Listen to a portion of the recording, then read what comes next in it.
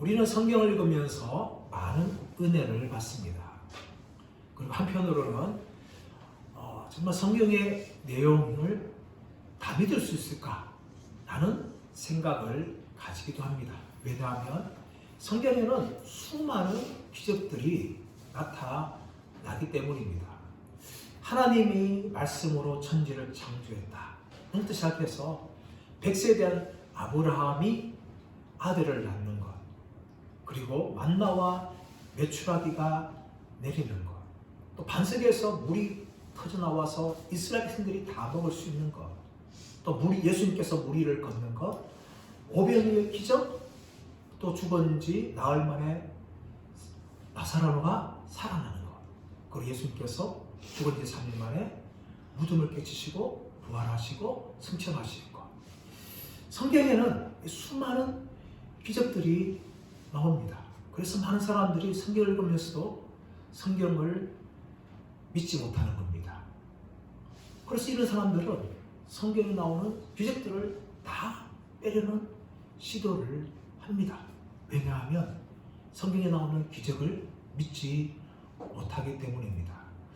오늘부터 수요일 요나서 말씀을 살펴보는데, 요나서에도 기적이 나옵니다.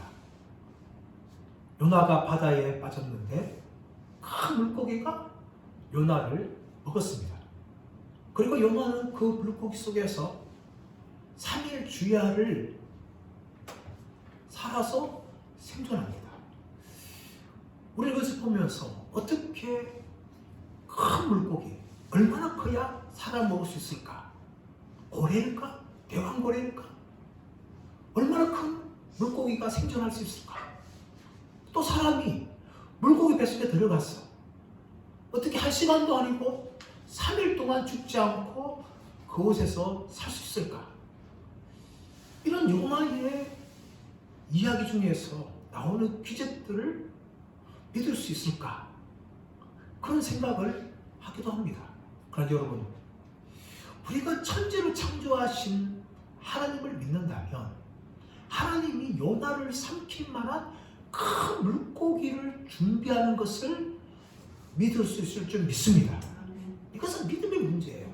또 하나는 무엇인가 하면 예수님께서 마태복음 12장 40절에서 요나가 물고기 뱃속에서 사흘 밤낮으로 있었던 것처럼 인자가 3일 밤낮을 땅 속에 있으리라. 죽은 대로 있으리라. 그렇게 말씀하셨어요. 예수님께서 요나를 인용했다는 것은 요나의 이야기가 그냥 꾸미는 이야기가 아니라, 동화에 나오는 이야기가 아니라 실제로 발생했던 사건이라는 것을 말할 수 있는 겁니다. 그래서 우리가 성경을 읽을 때마다 예수님을 믿는 사람들은 성경에 나오는 모든 기적들을 다 받아들이게 됩니다. 그러나 예수님을 믿지 않는 사람들은 성경에 나오는 기적들을 믿지 않습니다. 믿음을 가지느냐 믿음이 없느냐에 따라서 성경을 대하는 태도가 완전히 달라진다는 거죠. 아무리 성경을 많이 읽는 사람이라 할지라도, 여러분 불신자 중에서도 참 성경을 많이 읽은 분들이 있습니다. 또 절에 있는 성인들은요, 이 기독교 경전인 성경을 100번씩 읽는 분도 계세요. 근데 놀라운 것은 무엇인가 하면 그렇게 100번이나 읽었는데 예수를 믿지 않는다는 거죠. 성경에 나오는 기적을 믿지 않는다는 거죠. 이게 더 놀라운 거예요. 그러나 여러분, 어린아이라 할지라도 80이 넘은 할머니라 할지라도 정말 예수 믿는 사람들은 성경을 읽을 때에 이 말씀이 사실이고 진리임을 받아들입니다. 그래서 성경에 나오는 모든 기적에 관한 이야기를 다 믿어지는 되는 거예요. 저와 여러분에게 이런 은혜가 있기를 축복합니다. 그래서 성경은 성령의 감동으로 지어진 하나님의 말씀으로 그렇게 사랑하며 그 말씀을 읽게 되는 것입니다. 오늘 요나서는 이렇게 시작합니다. 1절 말씀 보시면 여호와의 말씀이 아미떼의 아들 요나에게 임하니라 이르시되, 여호와의 말씀이 임하니라, 이것은 하나님이 선지자를 부르시고 사명을 줄 때 나오는 독특한 표현들이에요. 여호와의 말씀이 누구누구에게 임하니라. 오늘 1절 말씀에 있으면 여호와의 말씀이 아미떼의 아들 요나에게 임하니라 라고 되어 있는데, 이 내용이 3장 1절에 한 번 더 나옵니다.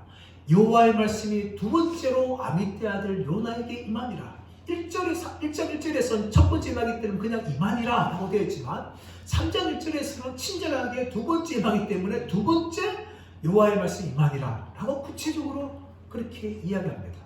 이 여호와의 말씀이 누구에게 임했습니까? 아미떼의 아들 요나에게 임했다라고 얘기합니다. 아미떼라는 것은 히브리 단어 에메트, 진리, 진실에서 온 단어예요. 그래서 이 아미떼라는 것은 나의 진리, 나의 진실, 이런 의미를 가지고 있어요. 요나의 아버지 이름이 나의 진리, 나의 진실이라는 거죠. 그리고 요나는 비둘기라는 의미입니다. 비둘기. 근데 성경에 보시면 이 비둘기가 두 종류예요. 우리가 잘 알고 있는 것은요, 창세기 8장 말씀에 나오고 있는 요나의 말에 정말 순종을 잘하는 비둘기죠. 비둘기를 내보내니까 물이 이제 묻히지 않으니까 돌아오고, 또 내보내니까 암남입을 가지고 요나에게 돌아오죠. 요나에게 순종을 잘하는 그런 착한 비둘기를 우리는 알고 있어요. 그런데 하나님께서 호세아 7장과 나홈서 2장 말씀을 통하여 이스라엘 백성들을 무엇에 비유하시는가 하면 완고하고 어리석은 비둘기에 비유합니다. 그래서 요나는요, 이 두 가지 비둘기 중에서 어떤 비둘기가 있는가 하면은 착하고 순종하는 그런 비둘기가 아니라 하나님 앞에서 완고하고 어리석은 그런 비둘기가 되고 말았습니다. 어떻게 할 수 있을까요? 2절 말씀 보시면, 너는 일어나 저 큰 성읍 니느웨로 가서 그것을 향하여 외치라. 그 악독이 내 앞에 상달되었음이니라 하시니라. 하나님의 말씀이 요나에게 임했는데 그 내용이 뭡니까? 너는 일어나 저 큰 성읍 니느웨로 가서 그것을 향하여 외치라. 여러분, 하나님께서 요나에게 너는 저 큰 성읍 니느웨로 가서 외치라 라고 이야기하는데, 요나는 하나님 말씀에 불순종합니다. 근데 여러분, 2절 말씀 보시면 이 요나서의 표현 나오는 독특한 표현들이, 반복되는 표현들이 나옵니다. 2절 말씀 보시면 너는 일어나. 또 요나서에는요, 일어나가 반복되어져요. 두 번째로 보면 저 큰 성읍, 큰이라는 단어가 요나에서는 아주 반복되어집니다. 요나서가 4장으로 되어 있는데 이 큰이라는 단어가 무려 13절에서 14번이나 이 큰이라는 단어가 등장합니다.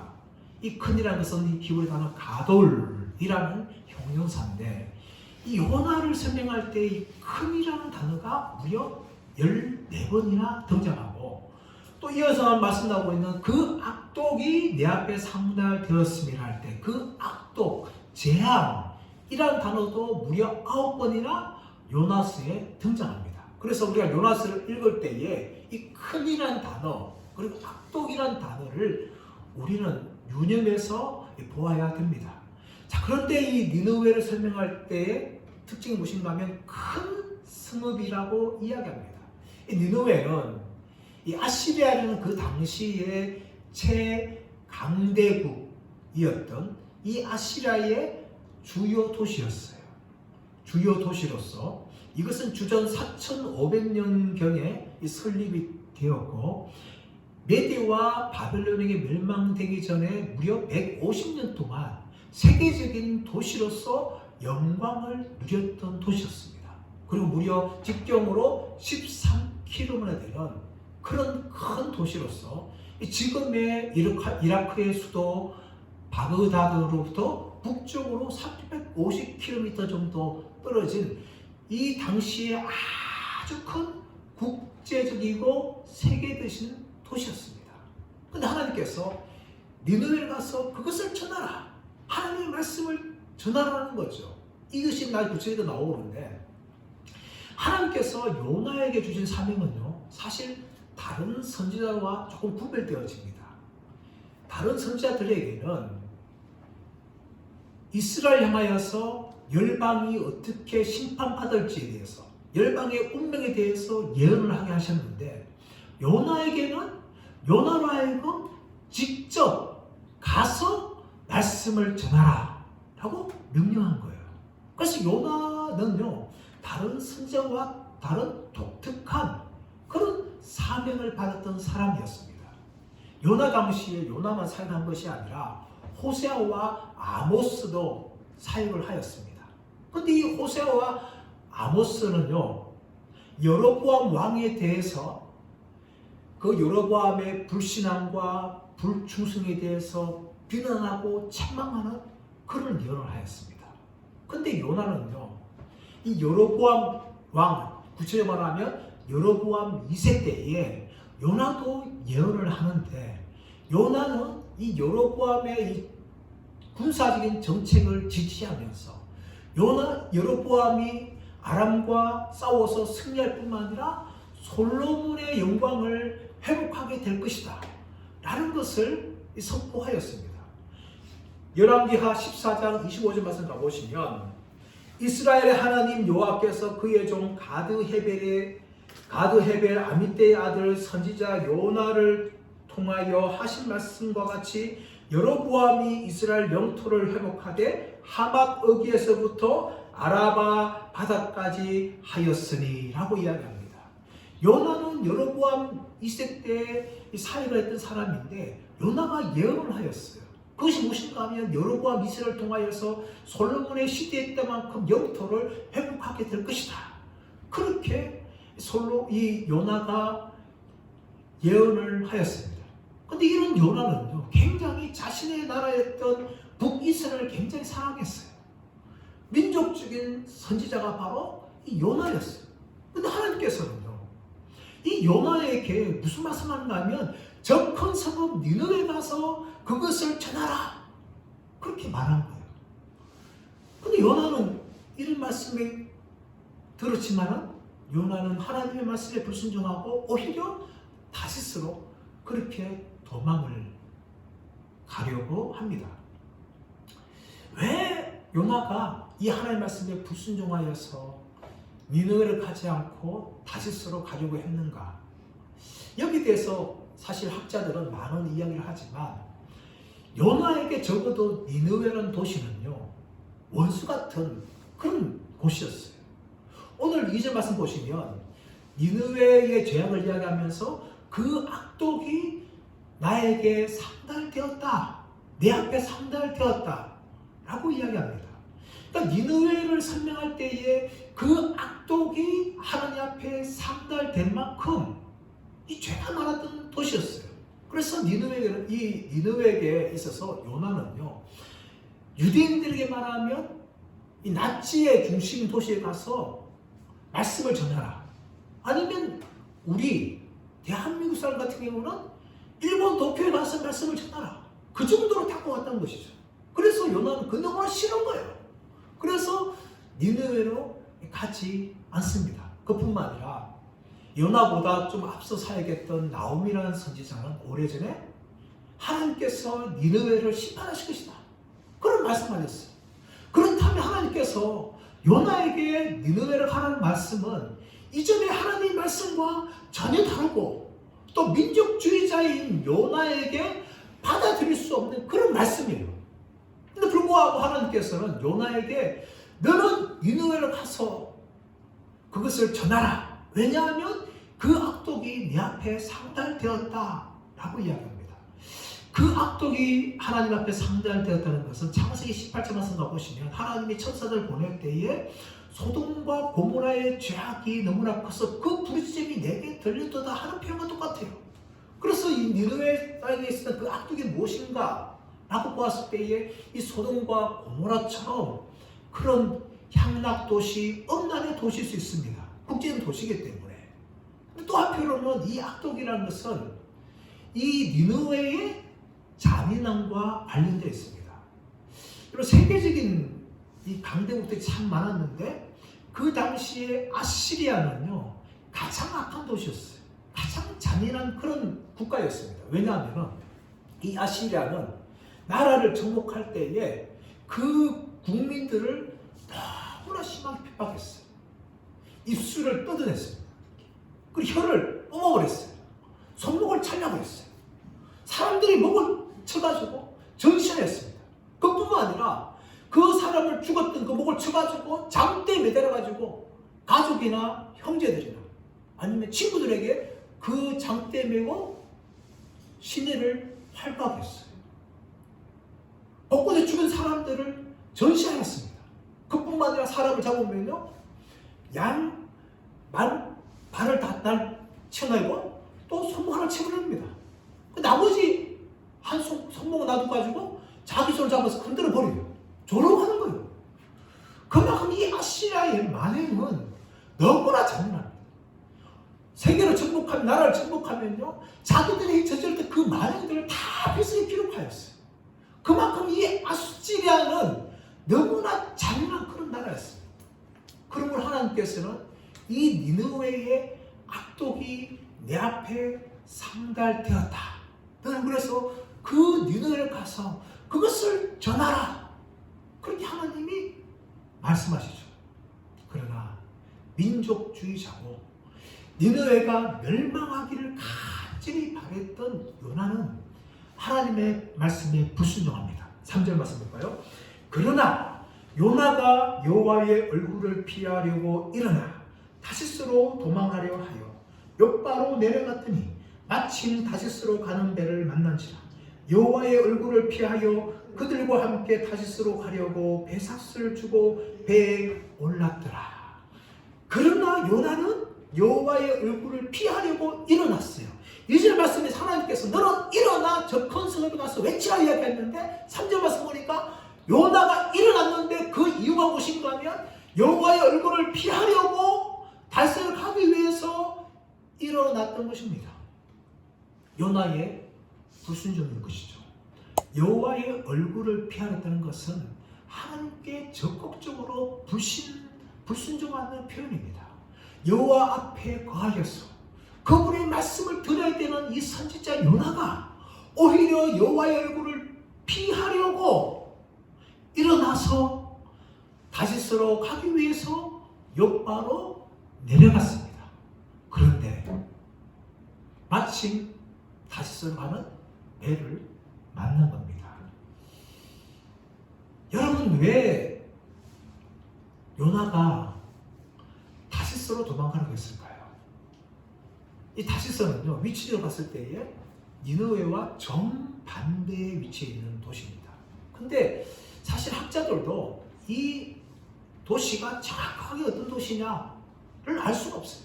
성경에서 다시스를 이야기하고 있지만 그 다시스가 어디에 있는 곳인지는 말하지 않습니다.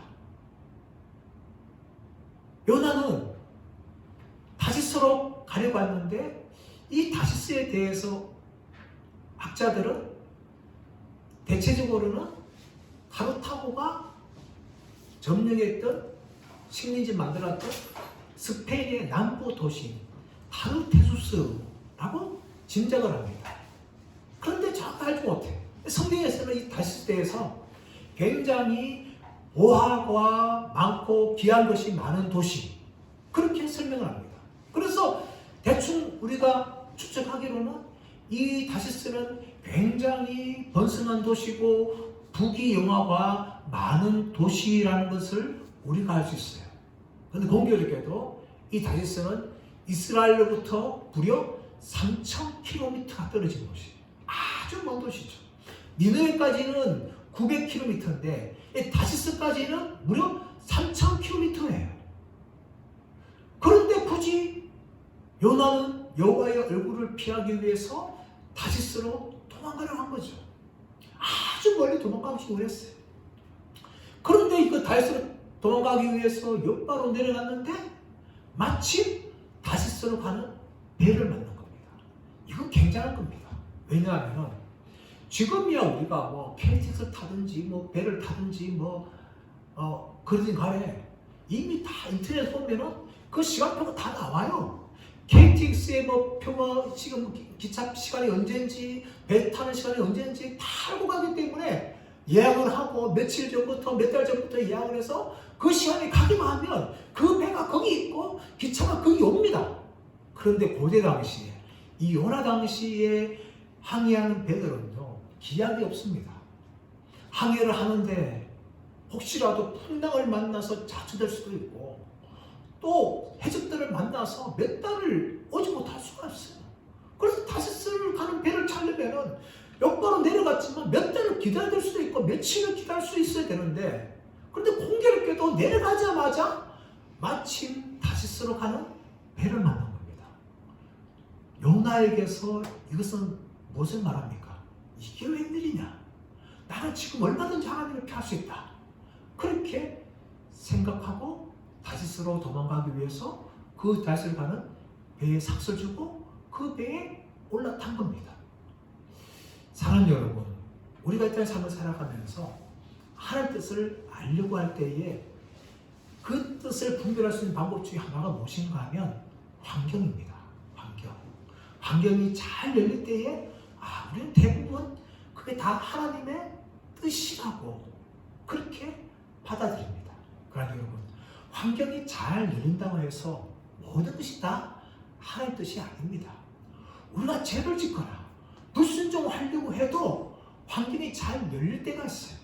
그래서 환경이 잘 열린다고 해서 다 하나님 뜻이 아니라는 거죠. 근데 대부분 사람들은 환경만 잘 열리면 하나님의 뜻이라고 합니다.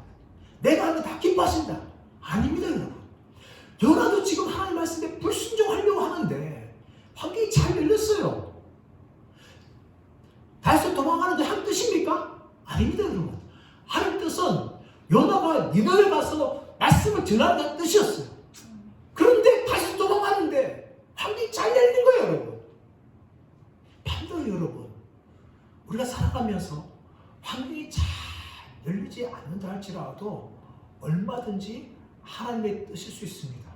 환경 가서 분별 못하는 거예요, 여러분. 마르틴 루트라는 종교개혁자를 보십시오. 그가 종교개혁을 할 때에 비텐베르크 성당에 95개의 반백문을 걸자마자 보름스 공회로 소환받습니다. 그런데 그곳에는요, 마르틴 루트를 죽이려고 하는 자기들이 기다리고 있었어요. 그만큼 루터는 처음부터 자신을 암살하고 반대한 사람들을 직면했습니다. 그것만 끝난 것이 아니라 종교개혁을 계속할 때마다 그는 수많은 위기를 넘겨야겠고 또 수많은 전쟁도 해야 했었어요. 그렇다면 종교개혁하는 것이 하나님의 뜻이 아닙니까? 루터를 통해서 하나님께서 종교개혁을 하셨는데 또 이루셨는데 루터는 그 계획을 하기까지 정말 많은 환경의 어려움들을 만났어요. 우리가 예수 믿는 거 그렇지 않습니까? 처음 예수 믿을 때 모든 사람 다 환영해 줍니까? 안 믿는 가이도 다 기뻐합니까? 아닙니다, 여러분. 우리가 예수 믿는 거 핍박하고 조롱합니다. 환경이 열어주지 않아요, 여러분. 그렇다면 예수 안 믿는 사람 뜻입니까? 예수 믿는 게 한 뜻이죠. 그래서 여러분, 우리가 신앙생활 할 때에 환경만으로 하나님 뜻을 분별해서는 안 됩니다. 때로는 환경이 닫힐 수도 있어요. 믿음을 지키려고 하는데, 말씀의 길을 가려고 하는데 환경이 열리지 않습니다. 반대하는 사람들이 많아요. 그러나 여러분, 그것이 하나님 뜻이라면 우리는 굴복하지 않고 믿음의 길을 걸어가야 될 줄 믿습니다. 또한 아무리 환경이 잘 열린다 할지라도 불순종의 길이면 우리는 가지 말아야 됩니다. 요나는요, 하나님 말씀에 불순종하면서도 다시스로 가려고 요나 옆방에 내려갔는데 마침 다시스로 가는 그런 기가 막힌 타이밍을 만난 거예요. 천재입니다, 여러분. 그래서 요나는요, 배삭을 주고 다시스로 가는 배를 탄 겁니다. 3절 하반절 말씀 보시면 배에 올랐더라 라고 이야기하는데 히브리어 성경에는 배로 내려갔더라 그렇게 이야기합니다. 이것은 요나의 불순종과 영적인 상태를 이야기합니다. 그리고 다시스는 요나는 배를 타고 떠나죠. 근데 놀라운 반전이 일어납니다. 4절 말씀 보십시오. 여호와께서 큰 바람을 바다 위에 내리시매 바다 가운데 큰 폭풍이 일어난지라 배가 거의 깨지게 되었더라.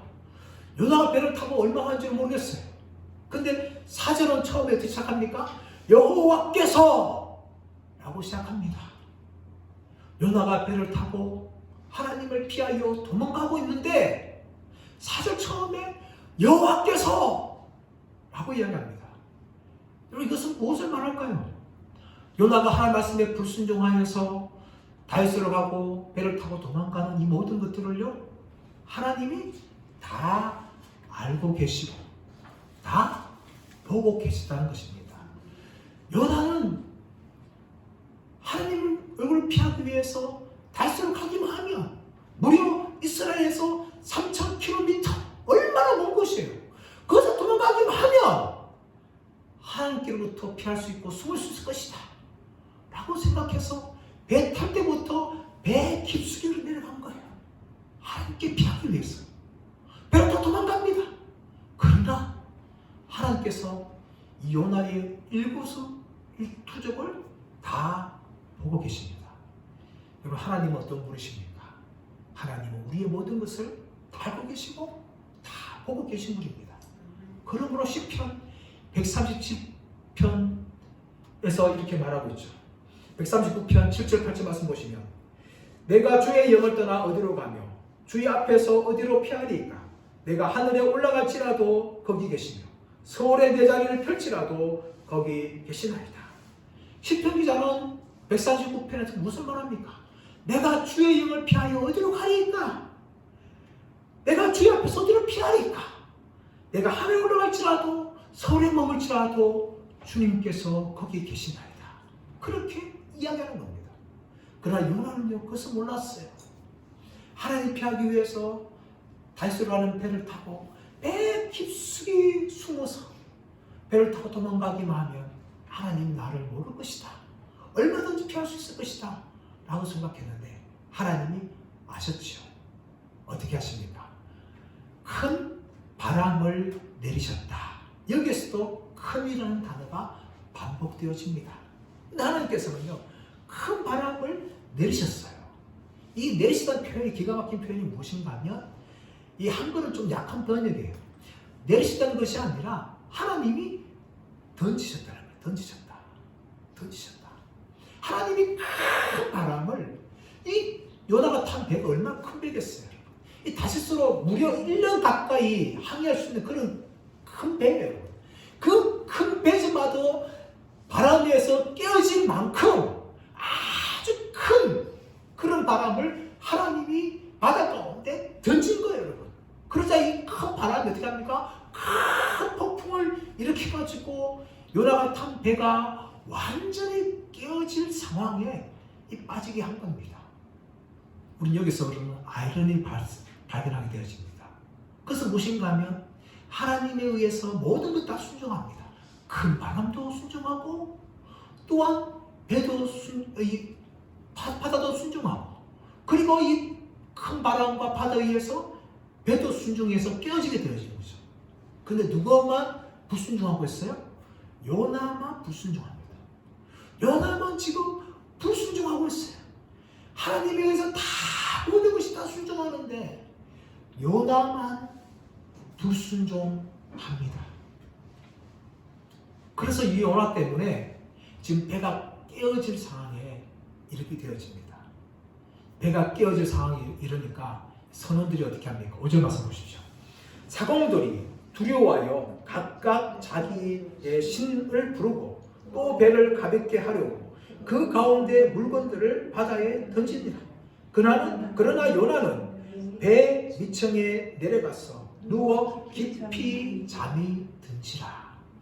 여러분, 배가 깨어질 상황이 오니까 사공들이 두려운 거죠.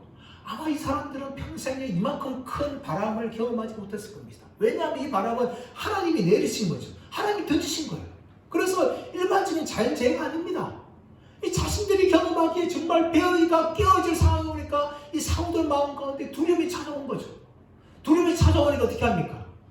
그들은 자기의 신들의 이름을 부릅니다. 5절 말씀 보시면 각각 자기의 신을 부르고, 이 각각이라는 것은 무엇을 말합니까? 사공들이 몇 명이 타는지는 알 수 없지만 사공들을 나름대로 자신들이 믿고 섬기고 있는 지금 신들의 이름을 지금 부른다는 거예요, 여러분.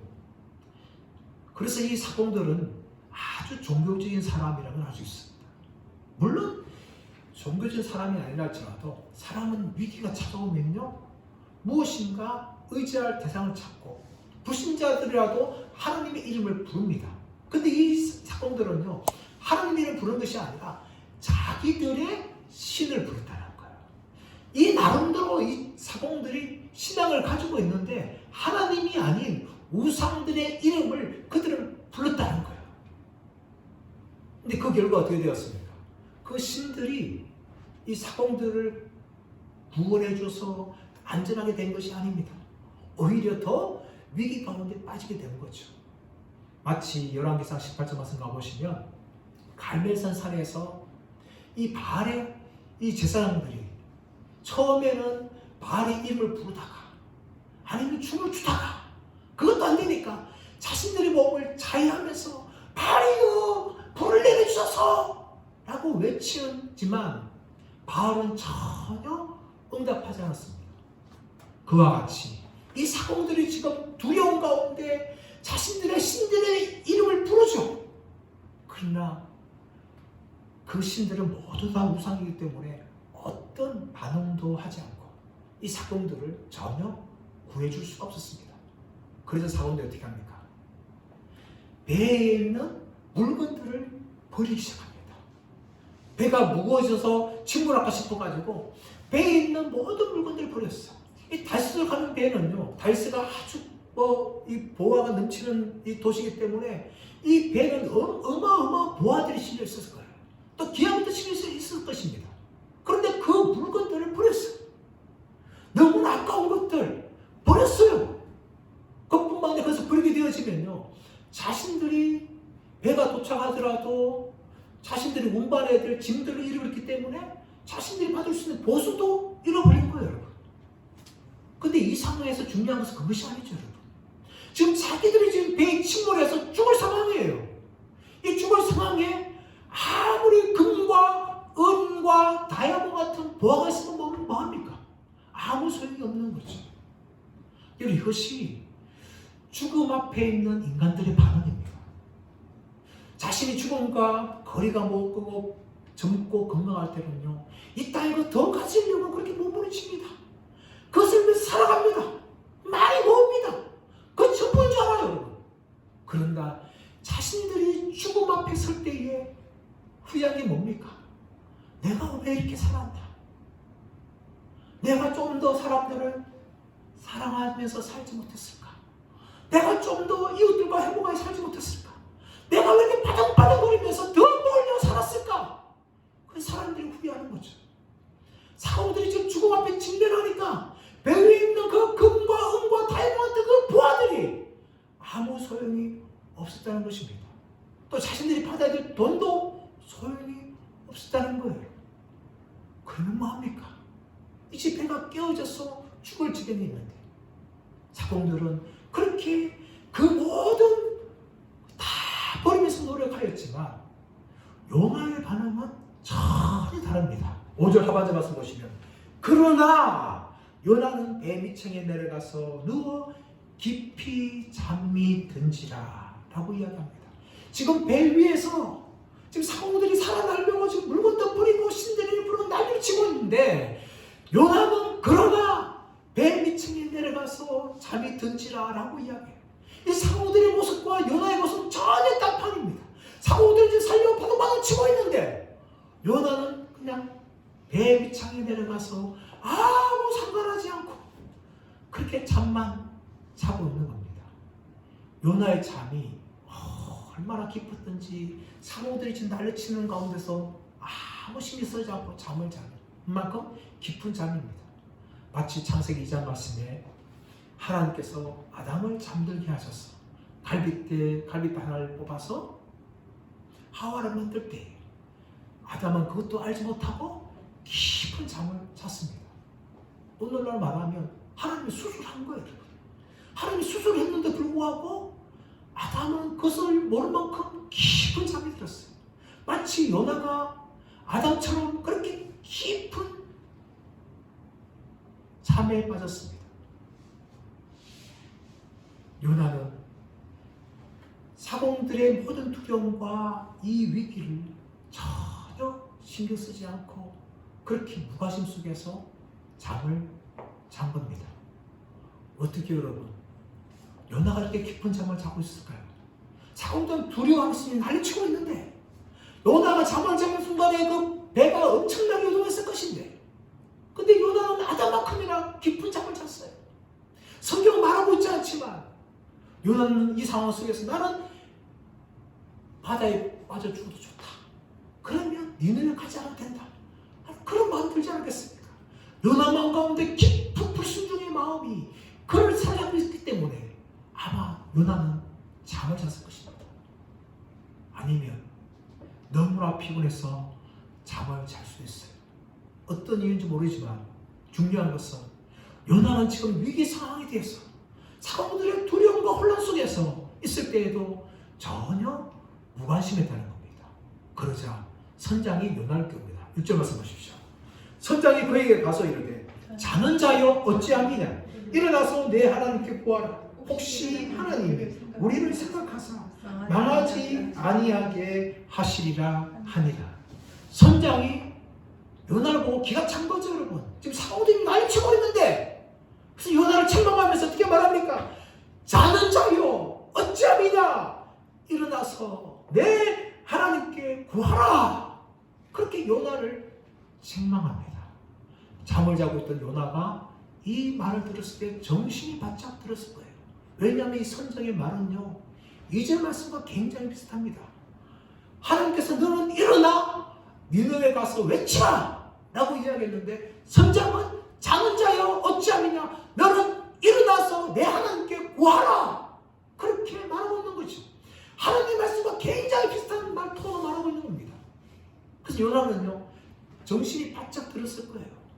이것은 선장이 얼마나 깨어있는 사람이며 반대로 요나가 얼마나 영적으로 지금 낮은 상태에 있는지를 보여주고 있는 거예요.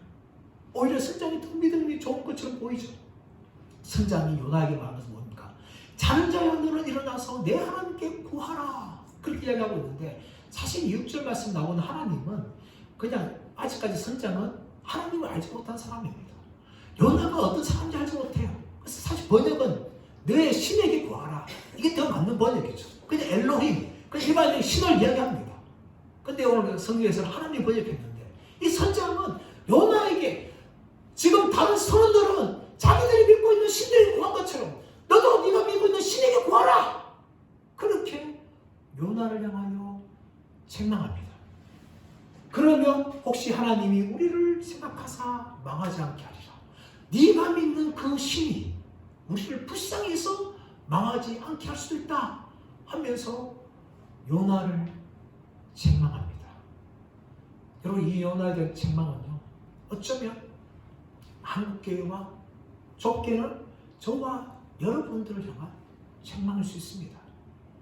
지금 우리나라의 상황과 전 세계의 상황이 어쩌면 큰 바람을 맞는 이 배일 수 있습니다.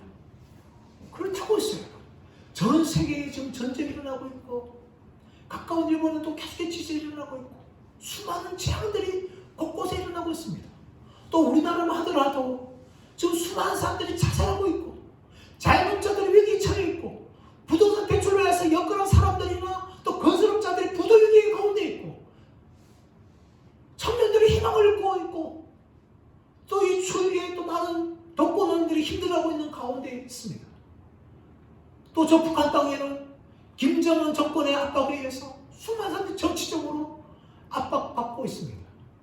마치 큰 바람을 맞는 이 배처럼 풍정 등하의 위기 가운데 있습니다. 그러나 여러분 우리는 얼마나 이 시대의 아픔과 이 나라 민족과 전 세계의 아픔에 대해서 공감하고 있습니까? 나 자신만 잘 되면 되고 내 가족만 잘 되면 된다라는 그런 안일한 요나의 의식이 없는지, 그래서 나는 잘 되기 때문에 나는 문제 없다, 나는 평안하다 하면서 나는 예수 잘 믿는다, 나는 그렇게 믿음의 길을 가고 있다고 착각하고 있지 않습니까? 그런 우리들 향하여서 세상은 이야기할 겁니다. 작은 자여 하나님께 구하라, 그리하면 하나님이 우리를 불쌍히 여기서 망하지 않게 하시리라, 그렇게 외치고 있는 거죠. 그러나 한국교회와 저는 이 외침에 대해서 너무나 무관심합니다. 온 세상이 정말 폭풍을 만난 배처럼, 아니면 강도를 만난 사람처럼 피폐해 있고 상해 있고 낙심되어 있는데, 우리는 평안하기만 하면, 우리만 잘 되기만 하면 아무 문제 없다라고 그렇게 깊은 영적인 잠을 자고 있지 않는지, 바로 이 요나가 나의 모습이 아닌지를 저와 여러분 돌아보길 축복합니다. 그래서 우리가 오늘 이 선장의 책망을 듣지 않아야 됩니다. 세상은 지금도 한국교회를 향하여서 우리를 위해서 기도해달라, 우리를 도와달라 라고 외치고 있지만, 한국교회와 저는 너무나 무관심하며 살아가고 있지 않은지, 저와 여러분이 이 시대에 요나가 되지 않기를 원합니다. 하나님의 마음을 알고 지금도 복음 없이 죽어가고 있는 수많은 사람들과, 또 강도받는 사람들과 큰 바람을 만나서 가슴이 깨어지고 인생이 깨어지고 또 나라가 깨어지는 위기 가운데 있는 이 나라 민족을 바라보면서 저와 여러분들이 깨어서 기도하고 그들 향하여서 선한 사마리아처럼 사랑과 은혜를 나눠주는 축복의 통로로 쓰임받는 복된 믿음의 한 해가 되시기를 예수의 이름으로 축원합니다.